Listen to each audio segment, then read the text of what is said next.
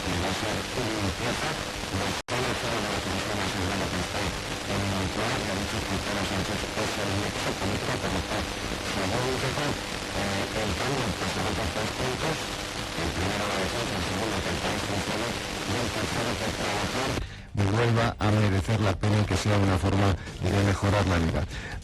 Ahora además que lo veremos todo en cuanto a la corrupción y que da igual si ocurrió la ignorancia o la connivencia del presidente del gobierno. Ha dicho que la responsabilidad final es suya y considera que en estos momentos Sánchez está en el Zapatero en Julio Martínez y que todo el sanchismo depende de quién vaya a empezar a contar. Ha dicho también que en cuanto a